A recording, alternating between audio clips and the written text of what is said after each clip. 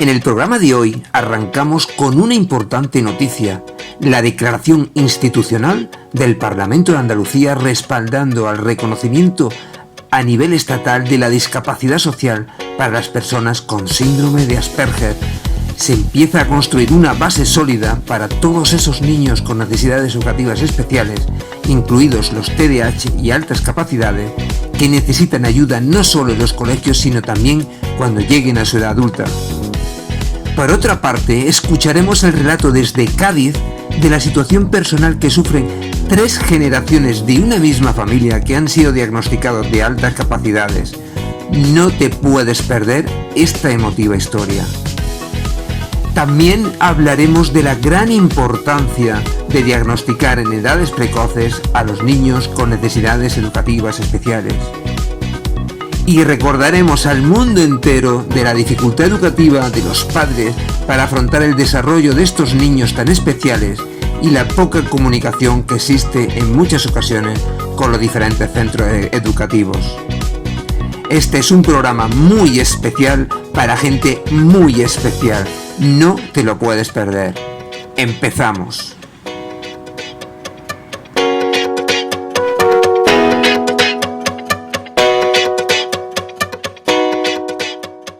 Hoy empezamos el programa con una magnífica noticia gracias a la fuente de información Rafa Jorreto en su canal de Facebook Asperger TEA Sevilla, que luego he podido ampliar en Europa Press. Según aparece publicado, el Pleno del Parlamento andaluz ha expresado el jueves 13 de mayo del 2021 una declaración institucional su respaldo al reconocimiento a nivel estatal de la discapacidad social para las personas con síndrome de Asperger. Es un avance muy importante para todos los alumnos catalogados con necesidades educativas especiales, entre los que se pueden incluir los TDAH y las altas capacidades, ya que también presentan problemas sociales que más tarde o más temprano también serán reconocidos como cierto grado de discapacidad social. La presidenta de la Cámara andaluza, Marta Bosquet, ha leído esta declaración institucional en el Pleno del Parlamento y sus palabras textuales han sido estas. Hacemos una apuesta por expresar nuestro apoyo y reconocimiento hacia las personas con síndrome de Asperger, a sus familias y a las entidades que diariamente trabajan para avanzar y mejorar su calidad de vida. Además, el Parlamento manifiesta su respaldo al reconocimiento a nivel estatal de la discapacidad social de forma que repercuta no solo en la posibilidad de acceso al empleo público, la promoción y la mejora de la calidad de vida del colectivo de personas con trastorno del espectro autista y síndrome de Asperger, sino en el cumplimiento más real y efectivo del principio de inclusión social al que todas las administraciones estamos llamadas a cumplir, de modo que estas personas puedan acceder a los derechos contemplados en la Convención Internacional de los Derechos de las Personas con Discapacidad, evitando su discriminación y favoreciendo su plena integración e inclusión social. Igualmente, han insistido en mejorar su inserción en el ámbito educativo, mejorando, y esta es la pieza clave para que se pueda avanzar en su formación, la formación, valga la redundancia, de los y las profesionales para la detección y atención precoz en las aulas.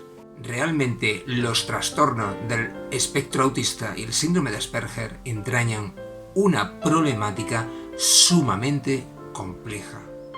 La declaración institucional subraya que el síndrome de Asperger es un trastorno que comporta una problemática sumamente compleja que afecta a la capacidad de procesar adecuadamente los estímulos relacionados con la comunicación social, así como la dificultad de comprender roles sociales.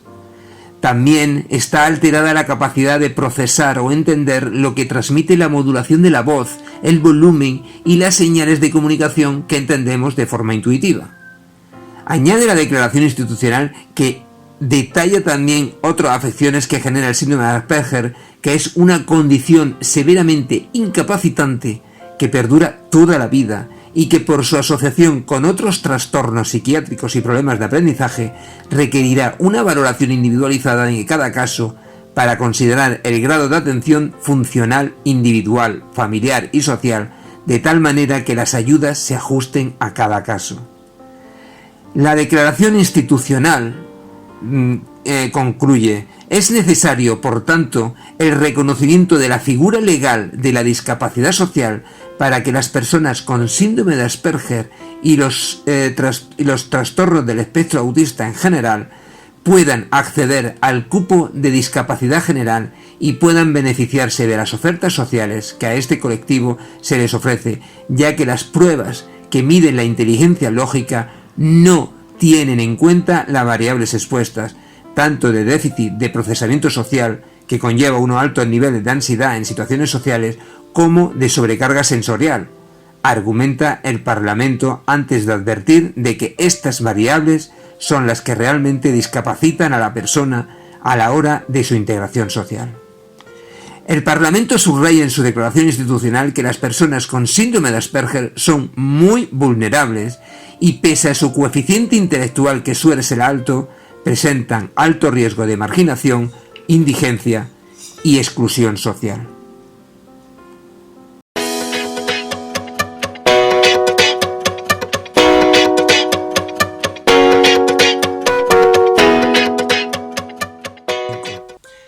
A continuación, un relato de vida que a mí personalmente me ha emocionado porque me ha hecho recordar muchas escenas de la vida de mi hijo. Muchísimas gracias, Rita, por este documento sonoro que debe de servir de ejemplo a una sociedad que debe de adaptarse a todas estas personas que nacen con unas necesidades especiales. Hola, mi nombre es Rita Botana, vivo en Andalucía. Tengo sobredotación intelectual, lateralidad cruzada ambigua, hipersensibilidad sensorial táctil e hipersensibilidad emocional. Quiero compartir mi experiencia para concienciar a la sociedad sobre las dificultades reales que tenemos en la población con altas capacidades y otro tipo de necesidades especiales. Mi padre era un marino mercante que se pagó la carrera sin pena ni gloria, cargando camiones, y aunque no aprobó con las mejores notas, en pocos años navegaba tanto por Rusia como por Estados Unidos, aprendió 8 idiomas, se sacó la carrera militar y el doctorado en ciencias náuticas. A pesar de esto, nunca fue feliz. Nadie le enseñó a vivir en sociedad, nadie le enseñó a controlar su hipersensibilidad y sus pensamientos, de modo que se preocupó tanto por todo y por todos que su sistema nervioso le pasó factura y enfermó. Y hasta que fue adulto no se enteró de que tenía sobredotación intelectual, hipersensibilidad, lateralidad cruzada y otras peculiaridades que eran las responsables de su situación, pero con las cuales nadie le había enseñado a lidiar. Cuando yo nací y antes del año comencé a hablar, luego aprendí a leer y a escribir antes de los 3, empezó la historia de nuevo. Desde fuera lo que la gente veía por desconocimiento era una niña muy inteligente que sería el orgullo de cualquier familia. Una suerte que inevitablemente provocaba envidias desde el primer momento. Pero nadie veía la realidad. Y la realidad era otra muy diferente, muy dura. La realidad era que mi corazón pues era el de una niña pequeña, pero mi cabeza no. Y eso no me dejaba tener infancia. Me preocupaba absolutamente por todo. Le daba vueltas a todas las variantes de una situación, haciendo míos todos los problemas del mundo. Y volviendo loca a mi pequeña cabeza intentando solucionarlos. Ni siquiera podía dormir, porque la cabeza no paraba ni de día ni de noche. Les dijeron a mis padres que podía ser hiperactividad, pero realmente no lo era. Era una hiperactividad a nivel de mis pensamientos y era demasiado pequeña para gestionar todo esto sin ayuda.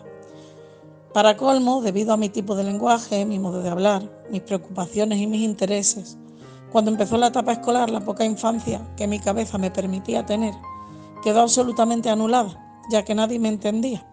Ni siquiera yo comprendía lo que pasaba, daba por hecho que era una niña totalmente normal, igual a las demás. Aún no sabía lo que eran las altas capacidades, ni que existieran motivos concretos para mi comportamiento. Así que ante el desconocimiento lo que empiezas a pensar es que eres rara, que hay algo mal en ti, ya que observas a los otros niños y ves que no te pareces en nada. Piensas que eres un bicho raro, en definitiva. Y los otros niños, lógicamente, tampoco entienden tu comportamiento. Y como nadie se lo ha explicado, ellos también dan por hecho que hay algo mal en ti. Y se comportan en consecuencia, porque lo que no se entiende da miedo. y a lo que da miedo se ataca. Son instintos primitivos y básicos del ser humano. Respecto a los profesores, aunque no quiero dejar de mencionar a los que tanto antes como ahora, teniendo o incluso sin tener conocimiento de las altas capacidades, poseen altos niveles de compromiso y empatía con sus alumnos e intentan ayudar en la medida de sus posibilidades, hay que decir que desgraciadamente son los menos.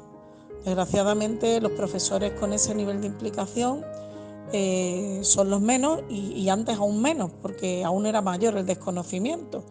Así que al final, por desconocimiento o por ego, en mayor o menor medida acababan comportándose de modo inadecuado, muchas veces rozando la crueldad. Con estos alumnos que, como yo, preguntaban constantemente cuestiones para las que ellos no tenían respuesta, estos alumnos que levantan la mano sin parar, o incluso estos alumnos que corrigen en clase, sin ánimo de ofender, simplemente porque les apasiona el conocimiento. Y todo esto acaba enfadando a muchos docentes que como ya digo, llegan a comportarse de manera incluso cruel. Y esto se traduce en una infancia sin el apoyo y el cariño de los profesores. Y ya no solo eso, sino que estás terriblemente aburrida con los contenidos, con la dinámica escolar, hasta tal punto que logran frustrarte de tal manera que pasas de adorar el conocimiento y el estudio a odiarlo profundamente. Pero lo peor no es esto, que ya de por sí es duro, sino que aparte estás sola. No tienes infancia, la poca que podías tener no la tienes porque estás sola, sin amigos, sufriendo burlas, insultos, faltas de respeto y maltratos constantes, con horror al colegio y sin querer ir a clase. Con lo que tu infancia y adolescencia se convierten en una estancia obligada en un campo de concentración infantil. Así es como lo percibía yo. O sea, cumpliendo una condena sin haber cometido delito alguno y siendo aún un niño. O sea, nadie se puede imaginar en la situación emocional en la que te llegas a encontrar, totalmente desamparado, obligado a ir al colegio cada día y sintiendo que realmente te están torturando. Así que con todo esto tu carácter cambia. Desaparece tu autoestima, te vuelves antisocial porque es lo que te han enseñado. En mi caso pasé de ser una persona alegre, social, cariñosa, a otra persona totalmente distinta, alguien que no era. Me habían dejado sin infancia, sin poder confiar en la gente, sin ganas de estudiar, sin ilusión. Y cuando al fin pasados los años, trabajando para los militares americanos, a mi padre le detectaron su sobredotación, se les encendió la luz y me hicieron las pruebas a mí también. Pero la cosa no hizo más que empeorar, ya que los adultos, yo no sé por qué piensan que los niños están en algún tipo de burbuja y no se enteran de nada. Y es justo lo contrario, aún más en el caso de un niño con altas capacidades o sobredotación. Pero vamos, justo cuando me iban a ayudar, a mi padre lo trasladan de ciudad. Y en el nuevo colegio, donde aún había más desconocimiento de las altas capacidades, les recomendaron a mis padres no decirme los resultados ni explicarme nada, ya que según ellos me lo iba a tener muy creído y no me iba a esforzar por nada en la vida. Lógicamente no me adelantaron ningún curso y tanto alumnos como profesores me hicieron la vida imposible durante todos mis años de estudio. Fue un verdadero calvario. Había momentos en los que pensaba que me iba a volver loca, me sentía un bicho raro que estaba fuera de lugar, como un gato en medio de una manada de lobos, y no entendía por qué Dios me había puesto ahí. Creía que conmigo se había equivocado de planeta. Mis intereses y mis ilusiones desaparecieron y me quedé con la pena de no haber podido aprovechar ni la mitad de mi potencial. Pero la verdad es que ya estaba demasiado tocada. Pasaron los años e intenté rehacerme, continué con mi vida como pude. Mi cabeza seguía sin cesar de llamarme la atención constantemente, pero yo, como un mecanismo de defensa, ya intentaba ignorarla. Entonces nació mi hija mayor y cuando comenzó a hablar antes del año y empezó a multiplicar con 3, pues no me quedó más remedio que volver a escuchar a mi cabeza y comenzó de nuevo la pesadilla.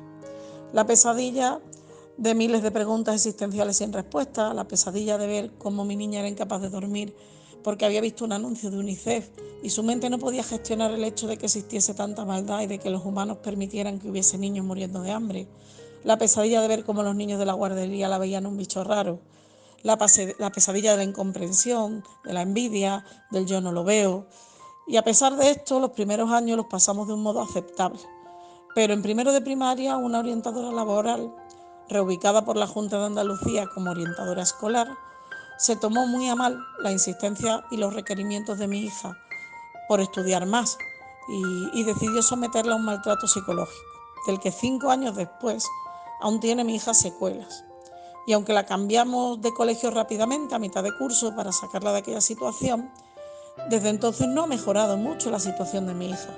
3 colegios después sigue sin estar registrada en Séneca como altas capacidades, a pesar de haber presentado un informe privado de un psicólogo clínico colegiado donde se recoge su sobredotación y las atenciones que precisa.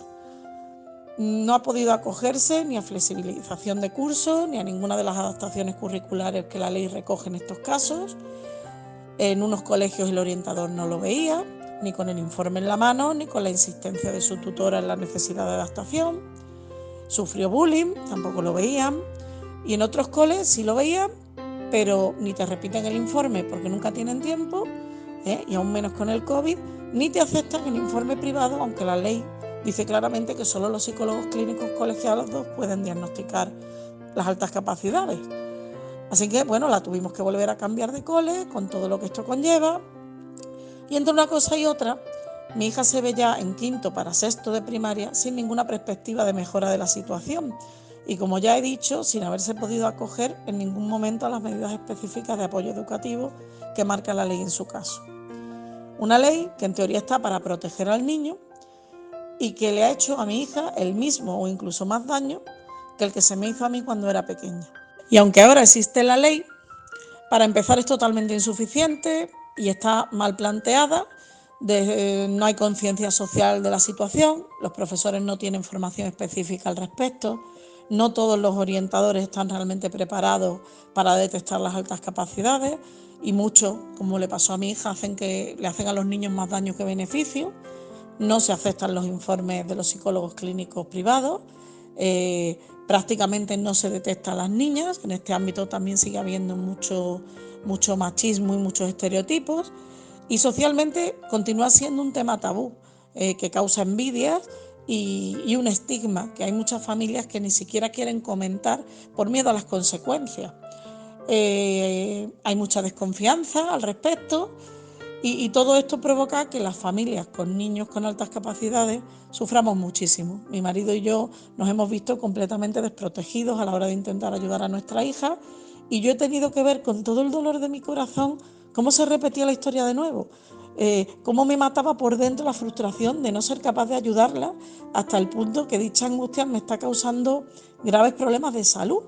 Estoy inundada de frustración e impotencia porque, lógicamente, si hay algo que me podía hacer aún más daño del que ya me habían hecho de pequeña, era ver esta historia repetida en mis hijas, ver cómo la mayor lo ha pasado tan mal, cómo se ha tenido que cambiar de colegio como si hubiese hecho algo malo, cómo se ha quedado sin amigos y cómo se ve ahora con 11 años sin raíces, sin amigos, sin ilusión, sin esa pasión por estudiar, frustrada y desencantada ya con el mundo, tan pequeñita, y ver que tengo otra hija de 4 años que va por el mismo camino, y sobre todo ver que después de tantos años esto no mejora. Me está robando la salud física e incluso la estabilidad mental, porque emocionalmente llega un punto en el que te vuelves, te sientes como que estás superada por la situación, y no eres capaz ya de gestionarlo. A mi marido, a mí y a muchos papás que se ven en esta situación, atados de pies y manos, lo estamos pasando realmente mal. Y lo que es peor, muchos peques con ilusión y ganas de aprender, con esperanzas por mejorar el mundo, a los que, lejos de ayudar, este sistema mal planteado y el desconocimiento les están destrozando la vida. O sea, si queremos realmente llamarnos sociedad, tenemos que unirnos en este y en todos los temas, ¿no? Y en esto en concreto, espero que mi experiencia os ayude a entender que las altas capacidades realmente existen, que no son un invento ni una banalidad, que nacemos así, que esto no lo hacemos queriendo ni se elige, y que realmente necesitamos atención, porque las altas capacidades no son malos, son una característica de nacimiento de la que no tenemos culpa ni mérito alguno, pero nuestras capacidades no son malas, son una bendición que deben de dejar ya de ser un estigma y que bien atendidas podrían ayudar a mucha gente si se nos atiende adecuadamente y si se nos ayuda a sacar nuestro verdadero potencial, para que tener altas capacidades pase de ser una tortura por la falta de atención a ser un potencial para la sociedad y un alivio para poder tener una vida normal y completa para las personas que nacemos con esta característica.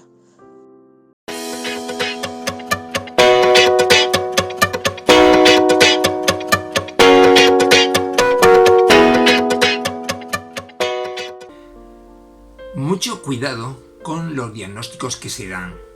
No podemos olvidar que detrás de un TDAH o de un síndrome de Asperger se pueden esconder unas altas capacidades que no se han identificado.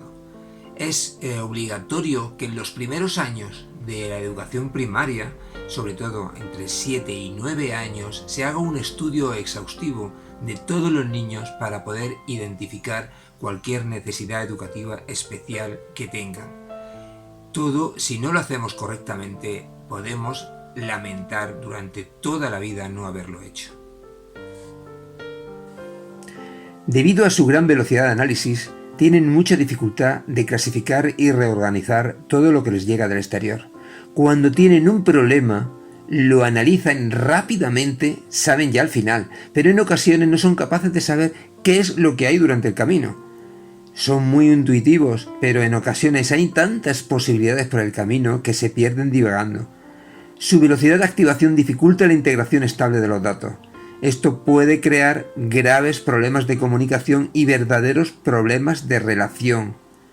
Cuando no logra expresar precisa y claramente lo que quiere decir, se vuelve confuso y su entorno no lo entiende. Hay una frase que define perfectamente esta situación. Para las altas capacidades necesitan conocer todo el contexto para poder comprender lo que realmente ocurre. Para estas personas la precisión absoluta es fundamental para comprender las cosas sencillas del día a día. Tienen que saber el contexto, si no, no comprenderán lo que se les dice. Esto es causa de múltiples conflictos. En la casa hace lo contrario de lo que se le pide. En el colegio no responde a preguntas sencillas. En la edad adulta rivaliza con su jefe. En la pareja las discusiones aumentan. Esta dificultad para interpretar cuestiones ordinarias del día a día en estas personas refuerza su sentimiento de no ser comprendido y sentirse fuera de contexto. Sufre porque el resto lo considera extraño y porque él mismo agrede a su propia imagen tachándose de raro. Este comportamiento genera en los padres una enorme dificultad educativa. Cualquier niño normal, ante una restricción, obedece sin discutir, aunque muestre su enfado permaneciendo en su sitio. Las altas capacidades estallan ante cualquier contratiempo, se niegan a cumplir lo establecido, discuten, lloran ante la mínima alusión negativa. En ellos todo es más exagerado, más absoluto. La sensación que queda en los padres es de impotencia y de no saber hacer bien las cosas. Si os sucede esto, no lo dudéis, llevarlo a un centro psicológico preparado y que lo estudien. Vuestro hijo puede tener necesidades educativas especiales. Es importantísimo diagnosticar a tiempo. Hay una importancia vital en el desarrollo de un niño con altas capacidades dependiendo de la edad en la que se diagnostique. Cuando se diagnostica precoz en la vida de un niño y éste crece en un entorno positivo y protector, el niño tendrá más posibilidades de desarrollarse adecuadamente y de estar satisfecho de su vida en la edad adulta. Su inteligencia y sensibilidad se han conjurado en crear una sólida personalidad y en configurar su propia identidad. Está cómodo consigo mismo. Sin embargo, si ninguneamos su lado emocional y solo le exigimos rendimiento en el estudio, podemos crearle una tragedia interior para toda la vida, aunque no lo manifieste. El solo hecho de sentirse obligado a triunfar y no conseguirlo puede resultar una presión que no soporte, inculpándose por ello y llamándose inútil y culpable por no haberlo conseguido. No olvidemos nunca que inteligencia y vida emocional van unidas de la mano en estas personas. Nunca, nunca, nunca se le debe ocultar a un niño sus altas capacidades por el peligro que esto conlleva. Si no se lo decimos, estamos impidiendo que se conozca realmente cómo es. Sería como vivir sin conocer que tienes un órgano más. Todos los niños talentosos tienen que conocer y ser conscientes de su hipersensibilidad y la habilidad emocional, porque si no, la vivirán como defectos que conviene reprimir, y eso no es así, no debe de ser así. Forman parte de su forma de ser y tienen que aprender a vivir con ellos. Tienen que comprender que si conjuga bien su inteligencia y las emociones, conseguirá una gran riqueza mental que lo encauzará a ser una persona feliz. Para que sirva de ejemplo, es un símil, es como vivir siendo miope sin saber ese defecto. Tienen que conocer su hipersensibilidad y la habilidad emocional. El niño superdotado es un niño atípico que se convertirá en un adulto superdotado, por tanto especial y singular. Se trata de un niño que suele ser, por desgracia, rechazado por su entorno. Intenta comunicarse con los demás, aunque no siga con los mismos procesos mentales. Busca conexionarse con su entorno, aunque se siga y se sienta rechazado. Vive con una intensidad las emociones de los demás, pero se siente muy solo. Por desgracia, sufre un desplazamiento e incomprensión permanente. Educar a un niño con altas capacidades es muy difícil y complicado.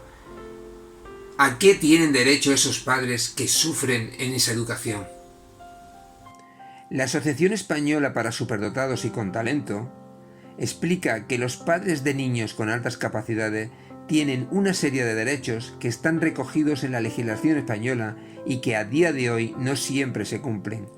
Según afirma su presidenta, Alicia Rodríguez, conocer estos derechos es muy importante para poder reclamarlos ante las instituciones educativas, ya sean públicas, concertadas o privadas. En otro programa, casi en exclusividad, hablaremos de estos derechos. Si te ha gustado el programa, por favor, pincha al me gusta y ayudarás para que muchos niños puedan ser reconocidos. Igualmente, si te quieres poner en contacto conmigo para hablar de este tema porque algo te ha parecido mal o porque quieres aportar algo nuevo, lo puedes hacer en el número de teléfono que viene aquí abajo, y también te puedes comunicar conmigo por el WhatsApp albadino@live.com. Hasta la próxima.